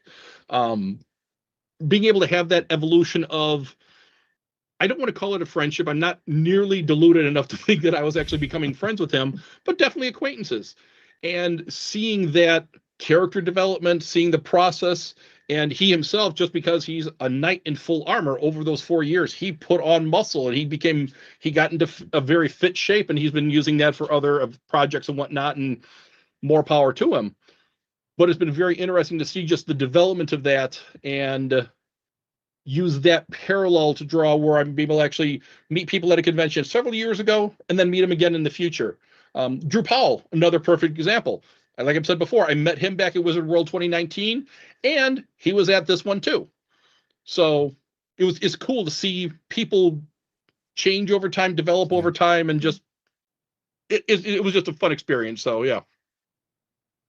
Istil Haas says about the enjoyment of being non-spoilery. My son had this thing about character plot armor right around certain things happening in SG1. So fun to see him disabused of that notion. I've had the same experience with a middle schooler, right? Middle school, elementary and middle school English. You start learning about story structure and the hero's journey and start to recognize things like plot armor. And usually, in most shows, in most circumstances, the main cast members aren't killed off when they're in jeopardy. They have some plot armor Yep. until they don't. Until you find Yep. yourself, a little bit older and watching one of those shows where everybody Yeah. actually is at risk. The two movies I have to really give props for all of a sudden letting main characters actually start not making it to the very end. Bruce Willis in Armageddon and Arnold Schwarzenegger in End of Days. Mm. They didn't get their happy ending. They didn't make it to the end of the movie. Once that first happened, I think that's when a lot of writers, a lot of producers, whatnot, are kind of like, we don't have to let people keep going all the way to the end of the series. We can kind of take them off whenever they want. Now, like I said before, Joss took that to a whole new level. Look at was it the character in Angel Quinn? I think it was. He made it what 7, 8 episodes, and then just all of a sudden he took him out. I'm like, okay, that was very unexpected, but I like that in many, especially in certain shows, especially once they've done it once, you're like, nobody's safe. Yeah. That was one of the Um, conceits for the Lost pilot. They were originally going to kill Jack off, right? The main character, cast a big name star and kill him off at the end of the pilot. They oh, I decided didn't not know to. that. Interesting. Okay. Interesting. Yep. Yeah. Ryan mentioning Ned Stark. Good call on that one. Yep. Good example. Yeah, Yep. that's a great example of Farscape. being faithful to the source material, right? You could keep going with Yeah. Sean Bean for a while, but in order to tell George Martin's story, that's how the story goes, and that death is important. Yeah. A couple of people mentioning Farscape ending on a cliffhanger. Yeah. Another perfect example there too. We didn't get the what was it? Yeah, the Peacekeeper Wars until 2, 3 years later, whatever Couple, that yeah, was. 3 Yeah. years later. Then of course everyone's favorite, Firefly and Serenity, another mention there. But now we've got the animated series coming for that. The animated Firefly series, yeah. Yeah. That'll be interesting to see how they pull that off. Yeah. Set before the events of Serenity, which I Yep. think is a good call. Yeah. So when I think about spoilers, right, we've talked a little bit about encountering headlines that are written in an obnoxious way. We talked a little bit about, face-to-face conversations with people at work or friends. Um, I kind of think about this in a few buckets, right? One bucket is just marketing materials, right? We can talk about Okay. trailers. Marketing materials, the studio is deliberately telling the audience things. It's Mm-hmm. deliberately like showing snippets and giving plot points. A teaser trailer, then the next trailer has a little bit more information. Then if you get a third trailer, that's going to tell you a little bit more about the plot and where it's going. Try and get your butts into the seats. So Yep. there's marketing. That's one bucket. The next bucket is media and press coverage. So that's what I do at Gateworld. I cover the franchise as a media outlet.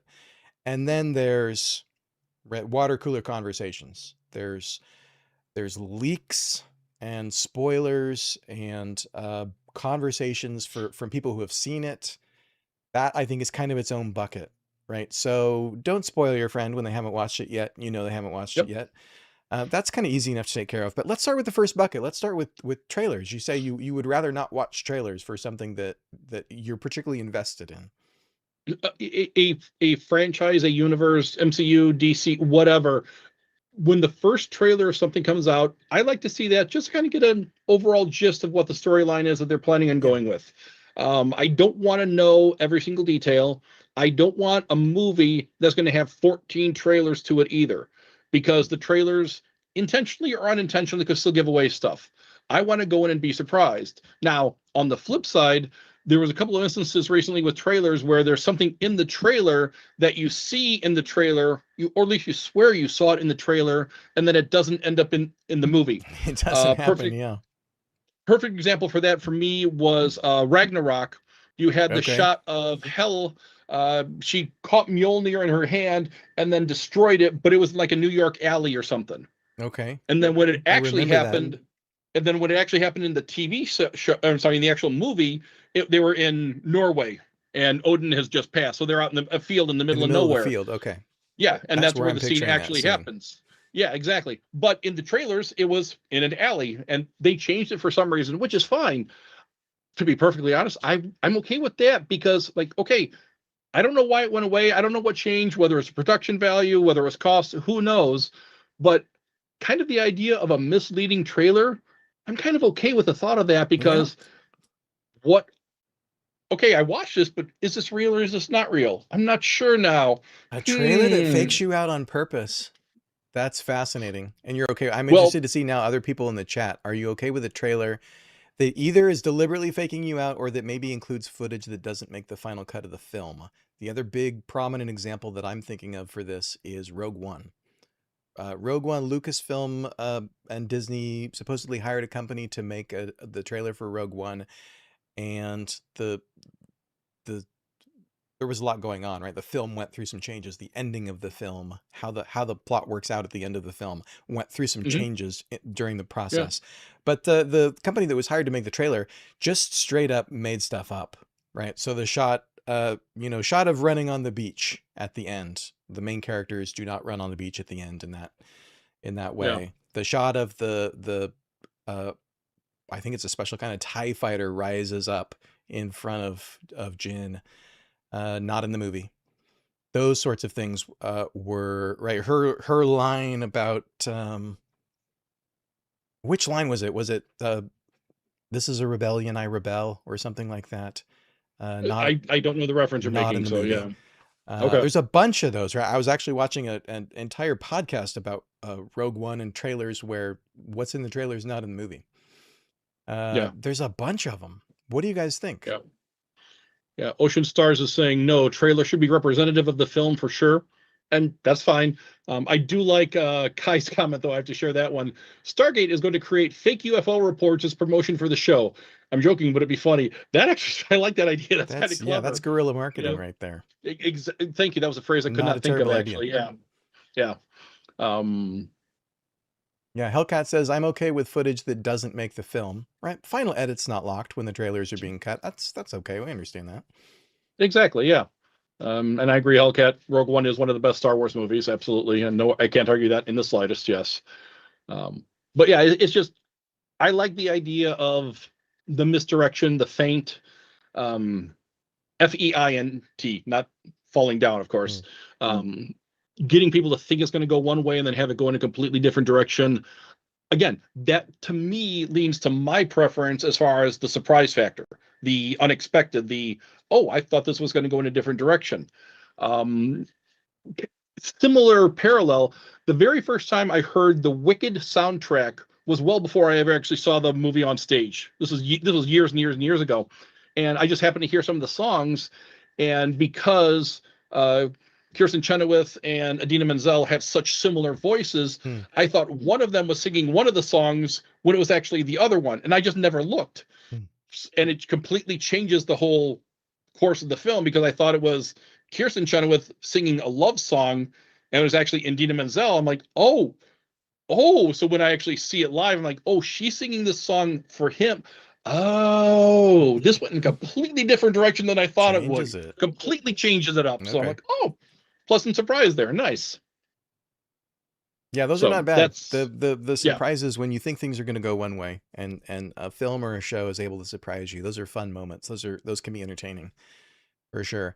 I've gotten to the point with, it's not with everything. There are some movies that I'm excited about, some franchises that I love, where I'll just watch every frame that they put out, right? Every ad, different cuts of ads from different countries that'll make it onto YouTube, where there are a little bit of different footage here that was shown in Japan.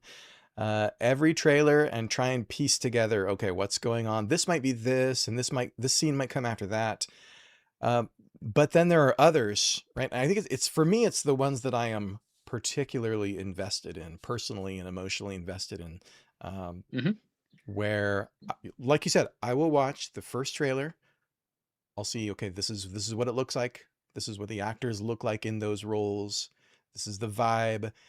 Don't show me anymore. I don't want to see yep. any TV spots. I don't want to see the second or third or fourth trailer. I Turn, just turn want to away from go my into the TV, theater block the and view. Yep. experience this thing now. But Yeah. yeah, for me, it's different for different shows and different films and different universes. So Mandalorian and Grogu is coming out soon. I am Yep. done watching Mandalorian and Grogu trailers. If they drop another Yeah. one, I'm not going to watch it. Yep. And that's in part because I know the marketing side of things, right? So I know that there are choices that the marketing team is making to try and get the biggest turnout they can for week one of a new film release. And boy, how many of us, we've all seen movies where you walk out of the theater and like, yep, that was the trailer. The trailer Yeah. had the whole movie in it Yeah. and there No, was you're absolutely nothing right. left. Where'd it go? Dan Ben. I got to go with him on this one as a spoiler aspect too. The villain for Toy Story 3 was spoiled on a Lego set box. Oh, funny. Yeah, Yeah, that happens too, doesn't it? and I see that With happen on many tie-ins, different Marvel, Star Wars, and tie-ins and whatnot. Yeah, licensed merch. all of a sudden you've got a new Lego set coming up, and it mentions so and so the villain or so and so the good guy. I'm like, okay, well, I had no idea about that, even from the trailer that I did see. So, Joy, now this is going to head and basically spoil something for me too. No, Dan, you got a very good point there. Is right. Yeah, That's amazing. reading up here. Yep. Billy Shambles. I have an advantage. Being ancient, I can see spoilers and still forget. I'm the same way. Yeah. One of my favorite stories to tell on that front specifically was when Thor, the first Thor, came out. I knew this before going into the movie, but I'm sitting there watching Thor, and it's the episode where, or the part of the movie where it's raining, and he's going in to recover Mjolnir, and he can't lift up Mjolnir, Yeah. and you hear Coulson say, "Agent Barton, get into position." That's right, Flint. I forgot. Hawkeye is my all-time favorite number one superhero of any universe. Yeah. Always has been. I've loved him since he was a kid. I love the fact that they actually had a superhero in the comics that actually had a hearing problem. And I actually had those issues of West Coast Avengers Mm. when he actually injured himself and lost 70% of his hearing or whatever it was. And then all of a sudden to see Agent Barton go to the weapons cabinet and go past gun, grabs the bow. I very literally squeal Chills. like a little girl going, Yeah. I It's was so happy. happening. And I had forgotten that they were bringing Hawkeye into the MCU. I'm like, that was great for me. So yeah, I completely agree with you on that one. Yeah, it was such a That's nice cool. feeling to be pleasantly surprised for something like Yeah. that. So yeah, Dan Ben 07 says there was that film that was spoiled by its soundtrack titles. That still happens too, because often the soundtrack will be released before the film, right? Because they want folks to be able to go out and buy it right away. See the movie yep, on day one, and you can buy the soundtrack. yeah, And I don't know, those right? Those track titles come from presumably from the composer, and they're exactly. in the liner notes. They're on the back of Yeah, the case in some instances, so you can get some story spoilers from them. absolutely. Yep. My feeling is with all this that we've talked about, right, whether it's the marketing or conversations with other fans, going online, reading soundtrack titles, scrutinizing the descriptions on the back of the Lego set. Mm-hmm. Some of this has got to be on each one of us in the sense True. of uh, if you don't want spoilers, don't go where there are likely to be conversations or spoilers. Yeah. So if you need to avoid social media because everybody that you follow is really into that show, stay away until you watch the episode. It's tough, but it's kind of the Yeah. reality of the world that we live in, right? I'm not gonna pick up the soundtrack for the film that I haven't seen yet and start I might pick up the soundtrack and start listening to it, but I'm not gonna scrutinize the track titles. Yeah. Yeah. I'll at that point personally, what I'll do is I'll just get the soundtrack and I'll just literally set it to the side until I actually see the movie or whatever. Yeah. Yeah, Suns and Shadows says stay off Twitter. Yeah. Yeah. That's good advice on any day, whether you're avoiding Well, that's a spoilers or different not. story too. Yes. Yeah. So, but it is what it is. I mean, I'll go out of my way to try and avoid the stuff and whatnot, and usually I do a pretty good job at it. When I'm at family get-togethers around the holidays and whatnot, and they're premiering trailers and they're showing more stuff and whatnot, my family will laugh at me for literally going like this and be like, "No, I'm not looking at the TV. I don't want to know about that commercial for that show, that movie. No, I want to be surprised." And my family laughs at me, and I don't care. That's fine. I get to be entertained. I get to be surprised in it. Yeah. That's what I want. Yeah, and then again, there are those other trailers where I mean, cutting trailers is hard work. Let's pour one Understandable. out for the editor in your life. Cutting trailers is hard work. Marketing is Yes. hard work. Yes. But again, we've all seen trailers where you get to the end of the trailer or the end of the ad spot and you're like, okay, I really feel like I've seen the movie now. I've seen the movie already. I don't need to go pay my 15 or $20 to see it Yeah. again because the trailer had the whole story. It wasn't just teasing me. It wasn't just setting up the story and trying to get me interested in seeing how it plays out. It literally seems to be the whole story from start to Yeah. finish. Yeah. One of my concerns we're going to be running into, especially now today, is you're going to start getting more and more of those articles and those headlines being written by AI. And AI doesn't know about emotion. AI doesn't know that people don't want to know about spoilers. So they're going to start putting that stuff out there, and it's going Oh, to you're have the right. information. And it's just going to simply start showing up. One of my biggest problems I have right now is people are depending on AI in the wrong ways. Yeah. And they're just assuming AI is always right. Verify stuff, double check stuff. But all it's going to be is very soon you're going to have large organizations start laying off more of their press team and whatnot. Okay, we'll just have AI generate the article and the title and whatnot, and boom. And Spoiler, spoiler, spoiler. the worst thing about it is it's going to work because that Yeah. stuff generates clicks. Yep. Which, if that's the metric Exactly. for your website or your business, spoilers are big business. There's a reason why a lot of these sites trade in spoilers so freely. Is it gets attention, it gets Exactly. clicks, and if you have AI doing it in irresponsible ways without Yep. any editorial oversight, ooh, that hurts my heart. Yeah. And I feel bad saying that, even suggesting that, but the way the world is heading right now, everybody's using AI for everything. Yeah, I agree with you. Ocean Stars. Don't start me on AI. Yeah. If I can get AI to do my laundry, wash my dishes, whatever, do that kind of thing. Oh yeah, I'll have AI do that all day long. If I need AI to analyze millions and millions of lines of logs that I don't have and then no human has the time to go through, sure, that's one thing.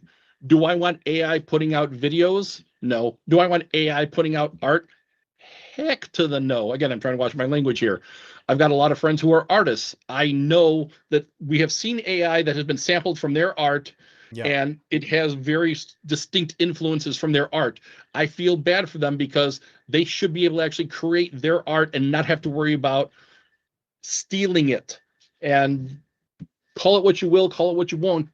Argue with me that AI isn't stealing it, but it's theft. It really is. Oh no, it's just learning. That's not the same thing. So I will Yeah. get down off my soapbox now. Sorry. No, I hope you come back onto your soapbox. We're going to have Lawrence Moroney on in a couple of weeks to talk about Stargate and AI. Oh, So no kidding. Okay. that conversation is going to happen here in a couple of weeks. No, Hellcat definitely. says, Darren just said, stay away from Gate World if you don't want SG spoilers. No, that's not what I'm saying. That's what I was laughing at Small a few moments independent ago. Yeah. fan-driven websites need your clicks much more than the big guys do. But again, the onus is on me to be responsible about how we're covering the new show. So let's talk about new Yeah. Stargate here. Sure. How much do we want to know? Kai Zokai says, do we know if Martin Garrow, creator of the new Stargate series, do we know if Hmm. Martin has a say in the promotion and marketing to prevent leaks, or is it just Amazon? That's a I would great I question. would say yes and no. I'd say yes to a degree, right? So as the Yeah. showrunner and the executive producer, Martin's going to have a say in a lot of the promotional efforts, right? If when there's a trailer for the new Stargate series, Martin's going to get to give notes on it, and Yeah. I imagine approve the final cut. But there'll be lots of little bits and bobs that are connected with promoting the show that are not going to come across his desk. Yeah. Now, I to take that a next step. I want some of the old cast to show up. I want some of the minor characters to show up, and I want to be surprised. I want like the fifth or the sixth episode in for us to all of a sudden bump into Major Siler. I think that would be awesome. All of a sudden, there's Dan Shea as Major Siler in charge of his own SG team or something. I think that would be awesome to see that kind of thing. Yeah, bringing folks back. I mean, Yep. if it's And a then, Dan Shea or if it's an RDA or an Amanda or a Michael or a Chris, yep. bringing back a main cast member again. I don't know if I want to And see then, that in the trailer because I exactly. don't And think that's the the thing I show would is not want. about let's get SG1 back together in their No, I walkers hope for one not. more trip through the Stargate. It's going to be a new story with a new team, a new cast of characters. So I'm not sure I would put that in the trailer. It's interesting. Yeah, the creative I choices would, that I go would, into marketing and promoting a new show or film are interesting sets of choices. I would hope that they wouldn't, but that's also where the kind of thing where a marketing team, it would be to their advantage to have a veteran fan as part of the marketing team to then be like, call it a script doctor, call it a spoiler oversight committee member, whatever. Have them be like, okay, I understand why you guys want to do this. Yes, it's a cool scene, but the fans don't want it. The fans would rather be surprised. They'd rather all of a sudden have the brand Some of new those SG questions. teams be surprised. Exactly. Yeah, there's got to be something. I mean, I trust Martin and Joe Malazzi and Brad Wright, who are also involved as producers. I trust those guys, of course, to have their pulse on fandom. But you know what? When we were working with Amazon, David and I were working with Amazon and those guys to do the initial announcement back in November. Amazon was very generous in kind of asking us as fans our opinion about the rollout of the announcement in November that they were making a new Good. show. And they said, what do you think of if we kind of tease this, that there's an announcement that's coming on this day, on this date? Just we sort of, start to drop the breadcrumbs on social and say, hey, there's something coming. And I mean, for my part, my advice was no. Don't make it look like you're stringing people along, like you're setting people up, like they don't know if this is going to be a giant disappointment. Is this going to be an amusement park ride? Is this going to be a new comic book? No shade on comic books, but Of right, course. for years we're seeing new Stargate, new Stargate, new Stargate. Somebody, Amazon starts a tweet with the letters S and T, and fandom goes, new Stargate. Yeah. So I told him, We, I told him I thought no, it would irritate people much more than it would excite them. we have very much had the rug ripped out from under us way too many times over the last several years. Yes, I agree. Yeah. Suns and Shadows says, show the new cast, basic trailer, small video introductions with the actor, one or two details about their character or the show. Nothing super spoilery, but a nice tease. That's the art of the tease is difficult to master, but that's Yes, what I it want to definitely see. I is. want to see a tease. I want to see the cast. I want to see them then in their roles, right? These are the characters that I'm going to get to know if I check out the Yep. new show. This Yep. is right. This is one more trip through the old orifice. Somebody mentioned earlier, right? I want to know if the show's set on Earth. Hopefully a teaser is going to let us know, right? Is this something that looks a little bit like Stargate Command? Something that Yeah. looks like Earth-based military? Those are the kind of details I would love to see that make up a good teaser, but are not sort of blasting through plot. Some of the things that I'm thinking about is like, is Homeworld Command recognized as much as the Air Force and the Navy now? Does everyone know, or is this still locked down? I keep thinking back to the finale of Atlantis. Kind of hard to hide that now. So how has the world progressed? Are we? And then that's the other thing too, is if this has been said, I've missed it, I apologize. But the new series, is it going to be a year after Atlantis? Is it going to be the actual time after Atlantis? How long has it been? How much has stuff changed? So I'm curious about that. Yeah, great questions. I mean, I guess I'm assuming that it's going to be real time. That if it's been one would think too, yes. Yeah, if it's been what? If the show premieres in 2028, it will have been 19 years since Atlantis came to Earth. I'm presuming that it's not there anymore, but that's me just making assumptions about where I think the story would have gone. Yeah, those sorts of questions will need to be answered. Yep. So you got to do, if you're in marketing, if you're the guy who's or gal who's assigned to edit the trailer, your job is to get people to tune in, but not piss off your fan base in the meantime, right? Or your Exactly. creatives, your writers and producers. You think Yeah. also about the teaser spots that Sci-Fi Channel did for Stargate back in the day. Folks were talking earlier in the hour about the episode teasers in the UK and other parts of the country that sometimes would just straight up spoil the episode. The most notorious being in the US, at least, Sci-Fi Channel cut a teaser for the Kindred Part 1. Okay, guys, we're in Atlantis Season 4 now. I'm about to drop a spoiler for Atlantis Season 4. If you have not seen to the end of Atlantis Season 4, the Kindred Part 1 and 2, Mute for just a minute. 3, 2, 1. Sci-Fi Channel put Dr. Beckett's return in the teaser for part 1. Now, if you remember the two-parter for the Kindred, Dr. Beckett's return was completely unrelated to the plot of the Kindred, and it's in the last scene. The team finds him in one of Michael's facilities, right? And he says, "Well, you know what took you so long?" Yeah. They used that clip, the cliffhanger of the two-parter. They used it in the teaser spot.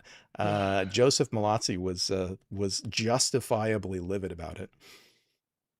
I'll bet. Yeah. When it happened, it shocked the bejeebers out of me. That's for sure. Pleasantly so, of course. I've always been a fan of Paul, but yeah, Yeah, and you can't say it didn't get people to watch. that's true. That is very true. That was the editor's job. Yep. And then you get episode translation, right? Title translation. So it shows up in your TV guide when you click on Stargate in your guide. So the German title for Forever in a Day, SG1 season 3. The German title is Share ist tot. Share is dead. Which, okay, it's kind of, I mean, it kind of happens early in the episode, the beginning of the episode, but you got to get to the end of the episode to actually Understand recognize it. Yeah. that is a character death that sticks. Yeah. Oh well. Was Paul in the opening credits for that episode? I presume they're talking about For Kindred Part 1, no, he wasn't. For Kindred Part 1, yeah. No, his credit would have been saved for the end roll.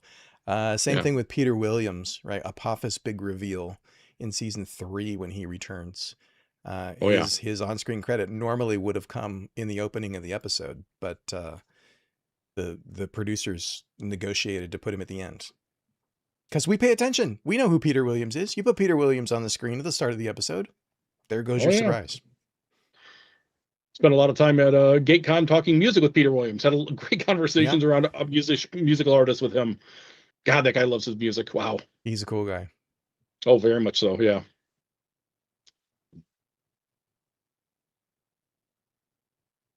All right, guys, what do you think in the chat? What else is going on?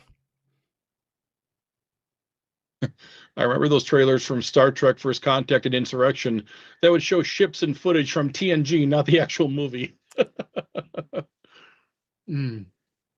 Yeah, let's ask this for chat. What are some of your spoiler horror stories? Good one. Where something was given away or you encountered something. Now, see if you can come up with something that's old enough that you're not going to spoil the rest of us here on a current show. Because I got my backlog. I got shows I haven't caught up on yet.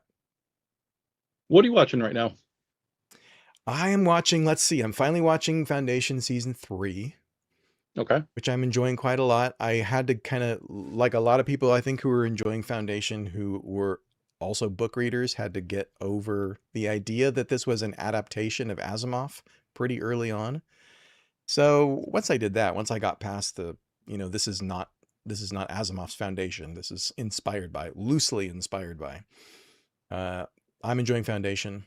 And what else? I'm rewatching Ted Lasso right now. How can you not? Just to give myself a little, serotonin boost. Yeah. What about you? And I'm jonesing for season 4 already. It should be a lot of fun. But there's another perfect example is like, okay, he's back. I know the very, very basics of what they have planned. I'm good with not knowing anything else until Ted drops. Yep. I want that to happen. I've just rewatched the first 2 seasons of Reacher because I actually never watched season 3, and they got season 4 dropping in a month or 2. I have to get around to watching Paradise. That was a surprise of a show. That's another Electric Now Dean Devlin show, isn't it? No. Or am I thinking of something else? You're thinking of something else. Almost Paradise? Almost Paradise, yes. Is the name of one of their shows? That's a Christian Kane-centric show. Yeah, no. Paradise is the one where they, and this is pilot episode, all of a sudden you find out that the president and a whole bunch of people are living in an underground bunker. And then the first season is the build-up as far as how they got to where they are and whatnot, and they just dropped season 2 a couple weeks ago. Very, very surprising. James Marsden plays the president. He does an absolutely amazing job, I have to say. But that one has been a lot of fun. Finally getting, believe it or not, I've actually never fully watched Supernatural, and I'm finally getting around to watching that. Okay. Um, I that's going to love be digging out months of those time. shows that have a million episodes. Oh yeah, You just know I skipped this one when it was on, and I'm going to be in it for a while. yeah, and I'm looking forward to getting to the point where I'm actually fully caught up, and then I can actually go to a Supernatural con and appreciate it that much more. I'm sure. Nice. Let's see, what have we seen here? Not much of a spoiler, but disappointment. DBZ Toonami in the USA didn't get to air the episode where Goku learned instant transmission. Okay. Um, agree with others. Doctor Who leaks are painful. Yeah. I'm definitely very much a Whovian, so I understand that very well. Um, been thinking about this, Red Mutant Samurai. Been thinking about this ever since the fifth race when Jack built the makeshift ZPM. In the new series, I'm guessing the scope of the show will be more broad as well.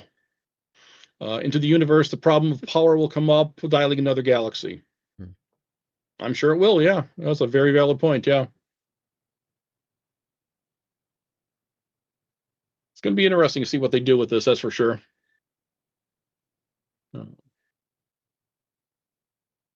Yeah, no, it's nice seeing more. I'm very much more of a creative show fan than reality series. I'm not a reality fan. The only reality-ish type shows I like are ones that are definitely not as much staged or anything like Forge and Fire or Mythbusters. Those are definitely more the only reality shows that I'll watch personally. In general, I just find that all to be boring. Yeah, I agree. Yeah, Very little reality TV catches me. I've watched yeah, some MythBusters in my day. It's yep. uh watched some deep sea fishing. Okay. Yeah, the Forge and Things like Fire with the blacksmithing and the swordsmithing and whatnot is just amazing what those guys can do with the shortened that's times that cool. they have. Oh, Yeah, it's seeing a lot of artists at fun. work. Oh my God, yes. My dad was telling me once about a show that he saw with regards to blowing glass. Okay. So glass work and whatnot. I would love to figure out what show that is. That sounds very interesting to me too.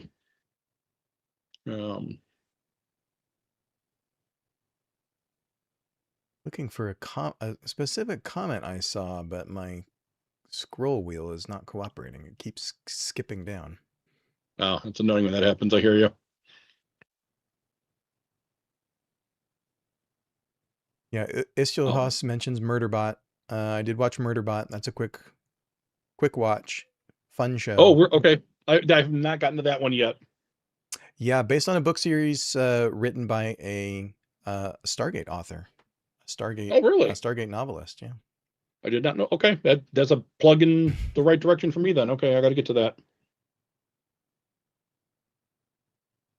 Uh, Okay, guys. Any other thoughts on spoilers or trailers? What you want to see, particularly for the upcoming Stargate series? How much do you want to know? Put it in the chat, or if you have any questions for me or Charlie, we're gonna wrap things up here in a few minutes. But would love to hear anything that you want to put into chat here. Again, we're really grateful for you hanging out with us today on a Friday afternoon, just chatting Stargate for a while. It's a blast to be able to do this. I missed it last week, uh, but we have some fun conversations coming up. You guys are just talking to each other now. That's fine. That's what the chat's for. Yeah, I was just thinking the same thing. It's great to see the communication and whatnot. Any event that I'm on, whether I'm either hosting it or just attending it, I love seeing those types of side conversations occurring. That's always great. Yeah. Well, I was looking for a comment earlier. I think it was Ocean Stars said something about just how cool it was to see Stargate fans hanging out here, just talking Stargate. Yeah. Which I feel as well. You guys are an amazing community. And so we've got the Ascension coming up at the end of August. I will definitely be bringing my Stargate RPG book to that. So if anyone shows Okay. up for that and wants to have a night where we go into a room and do some gaming or something, I'm totally down for that. And then again on the cruise, I'm gonna keep an eye on the forum, the Facebook group I meant to say, where we're talking about it. If we can get something going, anyone who wants to join in, please. I think that'd be a lot of fun personally. And hell, if you see me at either of the events and want to just Yeah. stop up and say hi, please. Yeah. Yeah. Approach I'm Charlie and guessing you're say, probably the hey, same I way, hear you got Darren. an RPG you're cooking up. I'm down to clown. Yep, absolutely. And it's just fun to meet people too. For many, many years, I was very introverted. I've become much, what do they call it? An outrovert now. Somebody who's introverted, but still can be an extrovert in certain public scenarios. Okay. I I've learned, think yeah, that, as an introvert, I've learned that some of those social skills are just learned and practiced, yeah, at least yeah, for us. yeah. Yeah, it's always a lot of fun to just. I'm learning it's a lot more fun to meet people. I just always used to just hermit up and do my own thing and whatnot, and leave me alone. I'm good here. No, it's just Yeah. carpe diem. Well, I'm other I'm than my definitely much more family, for seizing the fish. Yes. I don't have a whole lot of people in real life to talk Stargate with. So it's part of why I like doing live streams so much. And, I went online to experience my fandom and found an amazing community here 26 years ago. Um, it's, I mean, It's it's something else. in 1999, it was unusual, right? It was weird to build relationships over commonalities with people on the internet that you didn't know face to face. It wasn't cool. Now it's run of the mill. Now it's probably more common than not. Yeah. To say nothing of the Yeah. chance to go on cruises together and go to conventions together, meet each other face to face, and see old friends. I'm looking forward It's to it. just like it's just like Hardison says on Leverage. Age of the geek, baby. Age of the Geek. Hmm. I love it. Raj wants to know if you're on Yes, social media. Where can folks I find you? I I am. I'm on Instagram. Um, Sir Charles dot eclectic geek, and my name is actually on Facebook. I'm open to the world, so friend me, connect with me, whatever. I'm always happy to geek out on anything. Cool. Um, no, you got adopted by an extrovert. I like that statement. I like that. Yeah. um, yeah, I'll throw it in the chat here. Give me a second. Go ahead, Darren. Sorry. Yeah. Yeah, Ocean Stars says, you both are amazing. So much information, very inspiring. Thank you, Ocean Stars. Ocean Stars is Appreciate it. confused regarding the SG games. Do you mean that you're not sure what we're talking about when we talk about the RPG and playing games at conventions or on the cruise up here? Yeah. For the uninitiated, Charlie, what does it look like when you and a group of 5 or 6 of your buddies get together on Gate Cruise or at a convention and you get a little room to do some tabletop gaming? Yep. This is going to be kind of your stereotypical D&D type of guys. And I use guys very colloquially, male and female, everybody, whatever is welcome. Folks. Folks, sure, perfect. Good phrasing. Thank you. I like that. But we will go ahead and just get together, hang out, chat, visit, and then we'll start pretending to be in that world. It's a matter of we'll go ahead and build a character. The nice thing about the Stargate RPG is there's a lot of different races now. They have other species. It's not just all human. You've got a lot of different career options available that you can choose from. And then you can just go ahead and basically do whatever you want. If the rules of the Stargate universe don't work for you, if you want to go ahead and all of a sudden, hey, look, we found a Stargate that actually allows bi-directional teleportation or travel through a single wormhole. Hey, what the heck? Make the rule. It's your world to do with as you will. Like was said before, it's not canon, so you can really kind of do whatever you want, but you can then take it to whatever level you want. For those of you who have, I should have grabbed them ahead. I didn't think to. I'm sorry. For those of you who haven't seen it, there's all sorts of different dice that are involved. 4, 6, 8, 10, 12, and Ooh, I 20 got sided dice. dice. Ooh, You have let me the get the actual dice. Stargate dice. The dice on my set. Oh, nice. Yes. So for those of you who actually kickstarted this game when it did get going, one of the things you're able to get with it are these dice that are all metal, sharp as can be. So you definitely Ooh. do not want to step on these. Be very Okay. careful. But That's your look at how regular, gorgeous these are. your regular 6-sided. You'll get that in Five. any Monopoly game, for This example. is metal. This is very heavy. Yep. You go to any gaming hobby Yep. store and you pick up a set of plastic gaming Yeah. dice, and you'll get, Yep. some version of these, the 8-sided, the 10-sided, the 12-sided, which are used in the game for different scenarios when you're doing different rolls to determine outcomes of things. Right, there's the Stargate D20. And do not let it fall on the floor. You will step on it and you will die. Oh, geez. Yeah. That The four-sider. Oh, my four-sided goodness. pyramid dice die. That is Yeah. sharp. Those are real points there, ladies and gentlemen. Yeah. Yeah, these are really cool, though. This was a kind of an add-on stretch goal when Wyvern did the Stargate RPG a few years ago. Yeah. Now, in the Facebook group for the cruise, I've seen a lot of people talking and commenting that the RPG is not available for purchase anywhere anymore. So I don't know if you can actually track down the book, but you could try going to your local RPG shops, your local gaming shops, see if they might actually have it. Hit eBay, see if you can get a hold of a copy of the book that way. Yeah, I don't have official word on this, but I think the license may have been allowed to lapse. So as far as I know, you can't buy it new. We're down to the secondhand market now. Yeah. So yeah, it'll be kind of tough to find, but if you can find it, and I don't know if it'll even show very well, but the art inside of these, I'm trying to show it a little bit. Yeah, you just opened to a text page. Of course I did, naturally. That's what I get for doing it blind open. Yeah, the art's really beautiful. I'm not a huge tabletop gamer, but I just bought the book because I knew it was only going to be around for a few years, and it's just a beautiful collector's item. Yeah. Yeah, no, it's absolutely stunning. Oh yeah, Hellcat, you mentioned you got the digital version. Good, yeah. Because of the licensing, I'm not sure if you can even get the digital version anymore. But yeah, look around out there, see if you can shit your secondhand stores. Go to Book and a Half or what was that, Books Plus, secondhand stores. There's a lot of different places out there where if you can't find it on their shelves, ask them. They might be able to track it down at one of their other stores for you too. So there's definitely plenty of other sources out there.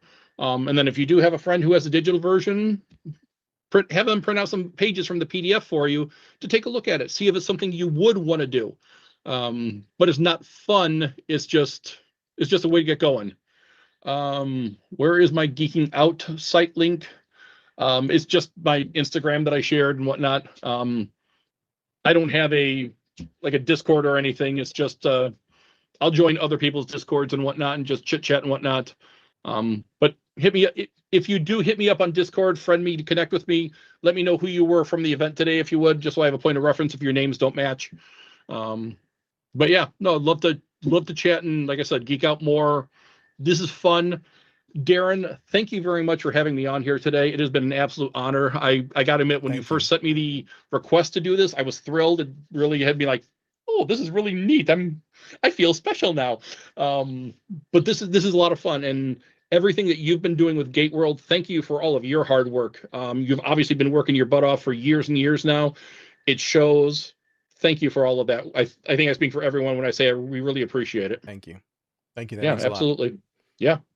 And I couldn't do it without the rest of fandom. I wouldn't want to do it without friends like you. I did for a lot of years when Stargate was quiet. It was a solo operation, and it was lonely. It was lonely upkeeping the site by myself. So I'm thrilled with the new era and with getting more folks involved. So thank you for being here. My Thank you for pleasure. the Yeah. conversation. Yeah. Backup Beast, it says, late to the stream, but the only spoilers that actually matter that are becoming too common is from the actual promotional material itself, like trailers that show too much and can't be ignored. You're not wrong. We did talk about trailers. We did talk about TV ad spots, and some of that stuff's just not avoidable, at least not very easily. So be safe out there, y'all. They're trying to spoil you. Be safe. Exactly. Watch your back. Yep. Yeah. A big thanks to Charles Buege, of course, who is Pleasure. one of the newest members of the Gate World team. I've got you working on some editing projects in the background, none of which have seen the light of day yet, but I'll thank you in advance in public for your work as one of Gate my World's new pleasure. editors. Yeah. And thank you, of course, to our chat mods who are here with us today. Big thanks to Jeff at Suns and Shadows. Thanks to Hellcats. Raj Luthra. You can find all of these folks and others over on Gate World's brand new Discord. Did you know Gate World has a Discord? Are you on there, Charlie?